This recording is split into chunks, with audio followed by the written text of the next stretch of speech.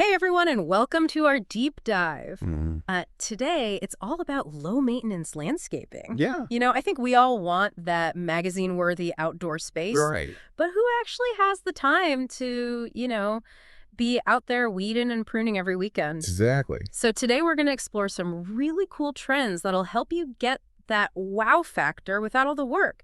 We've got some fascinating research here, and I'm excited to dive in with our landscaping expert. Looking forward to it. Awesome. So we'll be covering everything from hardscaping to artificial turf perennials, water-wise solutions, even rethinking the whole lawn thing with ground covers. That's a lot. It is. It is. And of course, we can't forget mulch. Mulch is like the unsung hero of low-maintenance landscaping. We'll get into all the different types and why it's so important.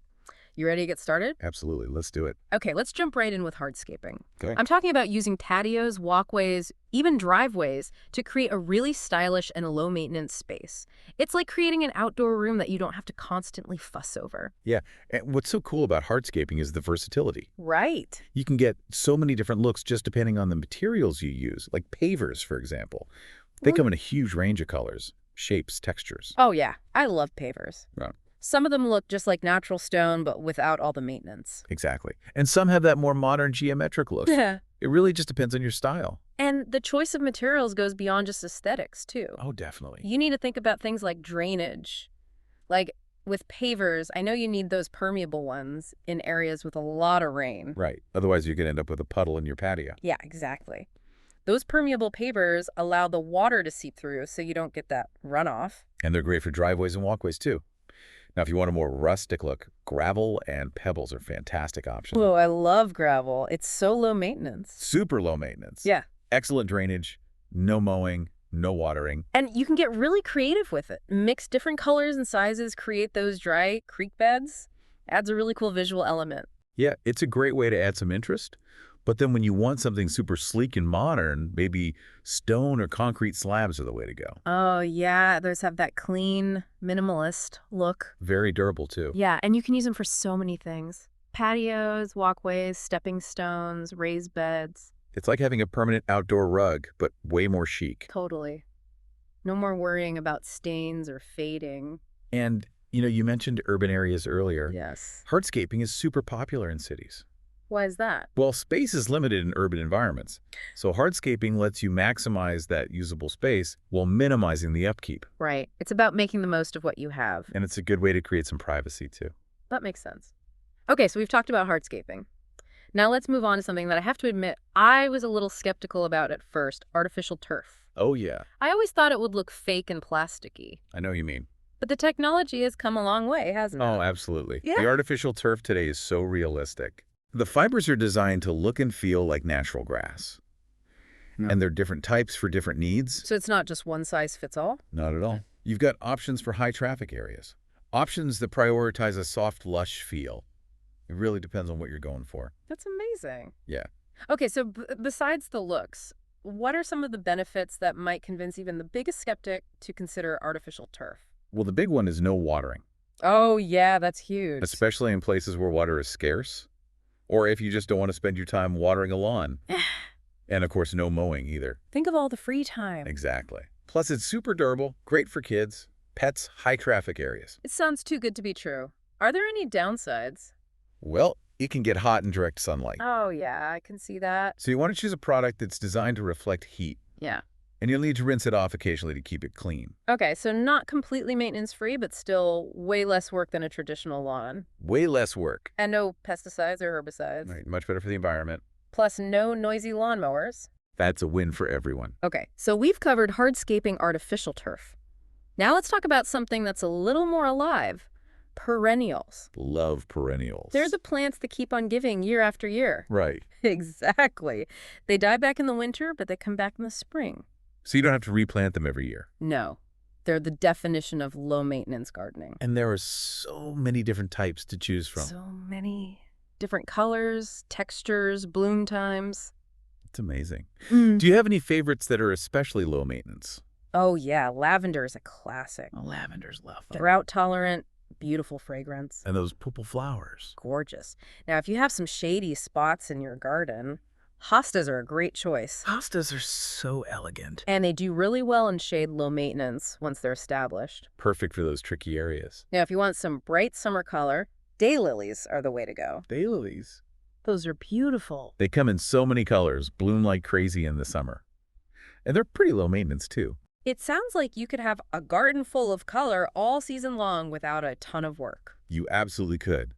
And that brings us to another really important topic, water conservation. Especially with all the droughts we've been having. Yeah, it's becoming more and more important to create landscapes that can thrive even in dry conditions. Absolutely. Yeah. So what are some key elements of a water-wise landscape? Well, plant selection is crucial. Makes sense. Choose plants that are naturally adapted to dry climates. Things like succulents, cacti, ornamental grasses. I have to admit, when I think of succulents and cacti, I think of the desert. I know, right? I've seen some really cool gardens that incorporate them in really stylish ways. Yeah, they add a unique texture, kind of an architectural element, and they're so low maintenance. So you can have a beautiful and diverse garden that's also water-wise. Absolutely. And then there's mulching. Mulch, mulch, mulch. It's so important. Helps retain moisture in the soil, reduces evaporation, suppresses weeds. So it's like a superhero for your garden. It really is.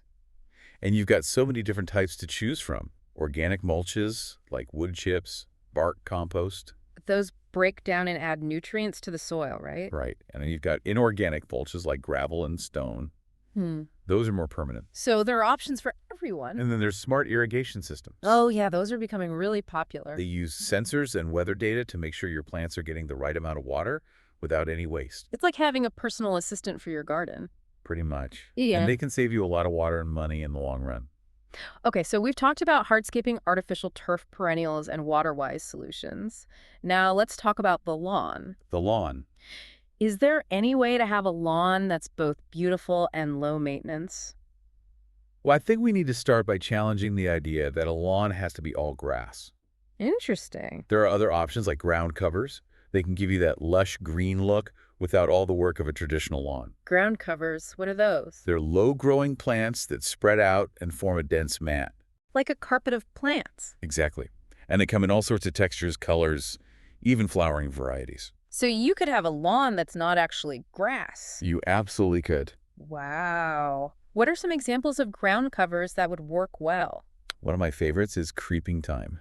Creeping thyme, I've heard of that. It's drought tolerant. It smells amazing when you walk on it. So it's like a scented carpet. Yeah, pretty much. And And if you have a larger area, clover is a great option. clover, interesting. It's low-growing, low maintenance, and it's actually good for the soil. So it's like a win-win. Exactly. And then there's sedum. Sedum, I've seen that used in gardens. It's really That's pretty. a succulent ground cover, so it's super drought tolerant. Perfect for those sunny spots. And it comes in a variety of colors and textures, so there's really a ground cover out there for everyone. Okay, so we've covered a lot of ground here, literally. We have. But before we move on to even more low-maintenance landscaping tips, we need to talk about something that's often overlooked but absolutely essential: mulch and weed barriers. Ah, yes. The unsung heroes of the garden. They really are. So why is mulch so important? It seems like more than just an aesthetic element. Mulch does so much good for your garden. It helps retain moisture, suppresses weeds, regulates soil temperature, even improves soil structure over time. Wow. It's like a multivitamin for your garden. I like that. And there's so many different types. Organic mulches like wood chips, bark compost. Those break down and feed the soil, right? Right. And inorganic mulches like gravel and stone. Those are more permanent. So many choices. How do you choose the right one? It depends on your needs and preferences. What kind of look are you going for? What are the conditions in your garden? Do you want something that breaks down and enriches the soil, or something that's more permanent? Oh, okay, so there's a lot to think about. There is, but it's worth it. Mulch can make a huge difference in the health and appearance of your garden. And then there are weed barriers. Those are important too. They can save you so much time and effort, especially if you have a problem with weeds. It's like creating a shield against those pesky invaders. Exactly. They prevent weeds from growing up through your mulch. But you need to make sure they're permeable to water and air, right? Right. You don't want to suffocate your plants. Okay, this is also fascinating. It is. But I think we need to take a little break to let all this information sink in. Good idea. When we come back, we'll delve even deeper into these low-maintenance landscaping trends and share some practical tips to help you transform your outdoor space. See you in a bit. See you then.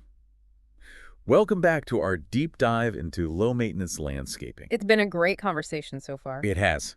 We've talked about everything from hardscaping to artificial turf. Yeah, even ground covers as an alternative to grass. Right.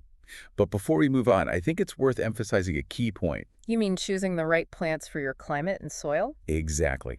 That's the foundation of any successful low-maintenance landscape. It's easy to get caught up in the excitement of buying new plants. I know. But you need to make sure they're actually going to thrive in your yard. Right. Otherwise, you're just setting yourself up for disappointment. So how can our listeners make sure they're choosing the right plants?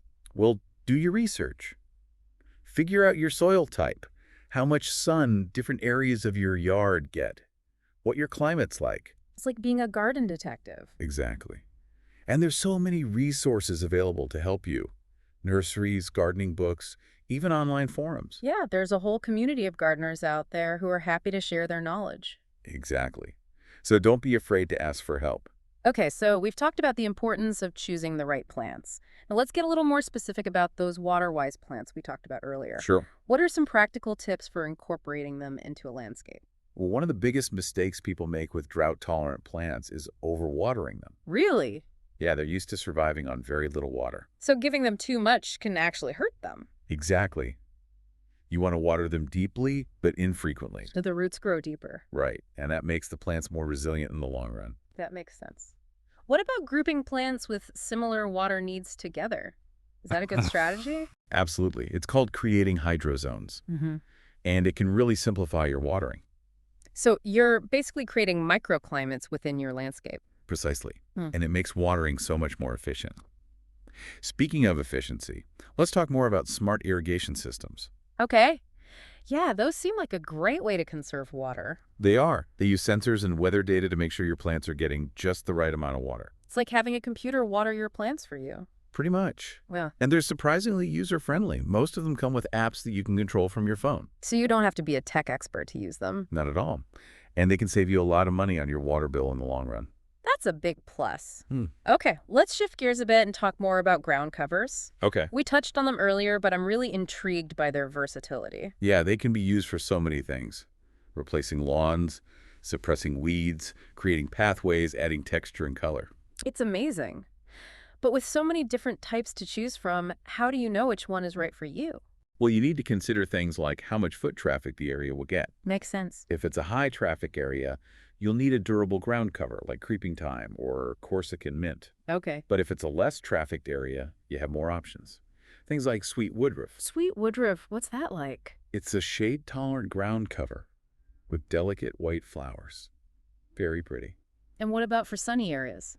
Sedum is a good choice. Yeah. It's a succulent, so it's very drought tolerant. Yeah.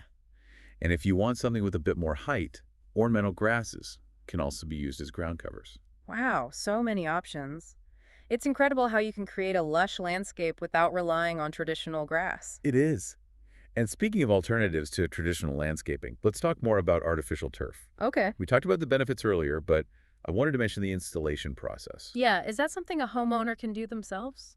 It's probably best to leave it to the professionals. Really? Yeah, it requires special tools and techniques to make sure it's installed correctly. So you're saying it's not a DIY project? Probably not. Sure. But there are plenty of companies that specialize in artificial turf installation. Okay, so you don't have to do it yourself. Nope. Just hire someone who knows what they're doing. Okay, so we've got our site, assessed our plants chosen, our irrigation system optimized, and our ground covers in place. What's next on the low-maintenance landscaping checklist? Well, no low-maintenance landscape is complete without a layer of mulch. Right, mulch, mulch. It's so important. Yeah. And it's not just about looks. Mulch provides a whole host of benefits for your garden. Like what? It helps retain moisture, suppresses weeds, regulates soil, temperature, improves soil structure. Wow, it really is a superhero for your garden. It is. And there are so many different types to choose from. Organic mulches, inorganic mulches. It really just depends on what you're looking for. So how do you choose the right type of mulch? Well, consider the look you're going for. Do you want something natural and earthy? Or something more modern and minimalist? Okay, Both. so aesthetics are important too, Absolutely. And don't forget about weed barriers. They can be a real lifesaver. especially if you're battling weeds. Exactly. They prevent weeds from growing up through your mulch. And they come in a variety of materials too. So there's a weed barrier out there for everyone. There is. Just like there's a low-maintenance landscaping solution out there for every garden and every gardener. I love that. Okay, I think we've covered a lot of ground today. We have. But I feel like we've only just scratched the surface. There's so much more to learn about low-maintenance landscaping. There is. But I think we've given our listeners a great starting point. I agree. We've explored a range of trends and techniques. And we've emphasized the importance of working with nature, not against it. Exactly. Low-maintenance landscaping is all about making smart choices that benefit both you and the environment. It's about creating a beautiful and functional outdoor space that you can actually enjoy without all the work. And it's about embracing the beauty of imperfection. A low-maintenance landscape might not be perfectly manicured, but it can still be stunning. Absolutely. Okay. It's about finding that balance between beauty and practicality. Welcome back to the deep dive. I feel like we've uncovered so many amazing ways to have a landscape that's low maintenance but still looks incredible. Yeah, it's amazing how much innovation is happening in landscaping these days. It really is. And it seems like it's all driven by people wanting outdoor spaces they can actually enjoy, without spending all their time working on them. Absolutely. People are busy. They want a beautiful yard, but they don't want to be a slave to it. Right. It's about finding that balance between beauty and practicality. Mhm. And I think one of the biggest takeaways for me is this shift away from that traditional high-maintenance approach to landscaping. Yeah, it's like we're finally giving ourselves permission to relax and enjoy our yards. Exactly, instead of constantly battling against nature. So what would you say is the biggest mindset shift people need to make when they're embracing this low-maintenance approach? I think it's about letting go of perfectionism. Oh, yeah.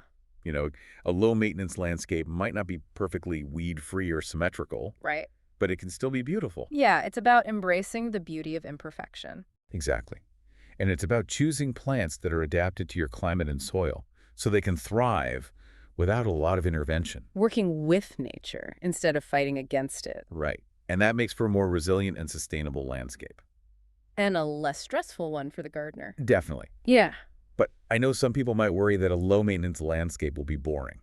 Yeah, like it won't have enough visual interest. But that's not true at all. Yeah. Low-maintenance landscaping can be incredibly creative. It's about using a variety of plants, materials, and techniques to create a space that's both beautiful and functional. Exactly. Think about texture, color, form, even fragrance. And you can choose plants that offer year-round interest. Right, like colorful foliage or interesting bark. Yeah, so it's not about simplifying, it's about simplifying the work. Exactly. You can still have a landscape that's visually stimulating and engaging. So where should our listeners start if they want to make the shift to a more low-maintenance landscape? Yeah, that's a good question. There's a lot to take in. Well, I think the first step is to assess your current landscape and identify the areas that are high maintenance. Okay. Maybe it's a lawn that needs constant watering, or a flower bed that's always overrun with weeds. Right. Start with the problem areas. Exactly. And remember, small changes can make a big difference. Yeah. You don't have to do everything at once. Right. Just start with 1 or 2 manageable projects. Maybe replace a few high-maintenance plants with drought-tolerant varieties. Or add a layer of mulch. Or install a smart irrigation system. It's all about taking baby steps. And I think one of the most impactful changes you can make is rethinking the lawn. Oh, absolutely. Traditional lawns are so high maintenance. They really are. And in a lot of places, they're just not sustainable. But there's so many other options. Ground covers hardscaping features. Yeah, it's about expanding the possibilities of your outdoor space. And creating a landscape that's more in tune with your lifestyle and values. A low-maintenance landscape is a reflection of your priorities. It's about choosing to spend your time and energy on the things that matter most to you. Whether that's spending time with loved ones or pursuing hobbies or just enjoying the peace and beauty of your surroundings. Exactly. So as we wrap up this deep dive into low-maintenance landscaping, we want to leave you with one final thought. What small change can you make today to move towards a more low-maintenance landscape? Maybe it's swapping out a fussy plant for a more hardy one. Or maybe it's just taking a few minutes to enjoy your outdoor space, even if it's not perfect. Whatever it is, we encourage you to take that first step. You won't regret it. Thanks for joining us on this deep dive into low-maintenance landscaping. We hope you found it informative and inspiring. Until next time, happy gardening.